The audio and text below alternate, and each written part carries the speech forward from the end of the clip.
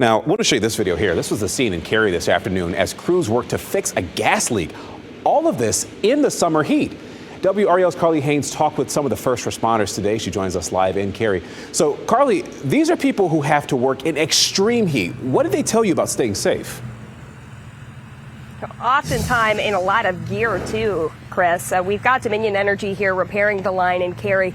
The Cary Fire Department was out here. They turned off the gas about an hour ago, but they said contractors were digging into the ground when they hit a 2-inch line.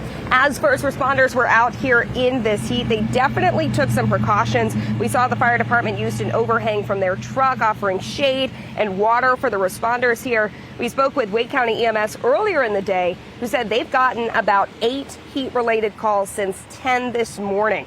In large-scale calls, Wake County adds extra supervisors to make sure responders are not overheating and that they're taking breaks.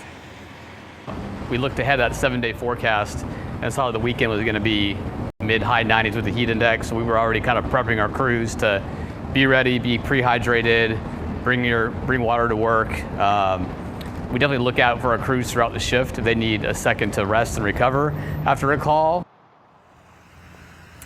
And Wake Med tells us they've treated 24 patients for heat-related illness across their emergency departments since the start of this month. Wake County EMS says if their call volume increases significantly, they will adjust their staffing and scheduling as needed. Carly Haynes, WREL News, live in Cary. Our Franklin County home was destroyed in a fire today. You're looking at video here from the WREL Breaking News Tracker. It shows the damage from a home on Fleming Farm Drive. Look at this damage here. The Youngsville Fire Department says they don't know what caused the fire, not just yet, but they do know the 2 people and 3 dogs inside escaped safely. Several fire departments responded to this today, and the Franklin County Emergency Management Director said that was intentional to make sure firefighters were in rotation from all this heat. He said, in part, quote, "It's a hot day today, so one of the big priorities for fires like this during heat waves like this is to make sure that we have adequate rehab for the firefighters."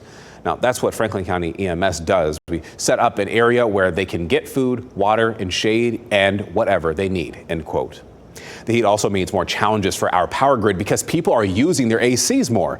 WREL managed to reach out to Duke Energy, and a spokesperson said they don't anticipate any issues with their power supply. They say they plan all year round for hot weather and the seasonal spike in energy usage. We've made a lot of improvements to the grid. We continue to strengthen it so that it can perform as well as possible during extreme conditions. We're not anticipating any problems meeting customer demand for electricity this week, but the grid's like any machine. You push it hard enough and you can have a piece of equipment that might fail here or there.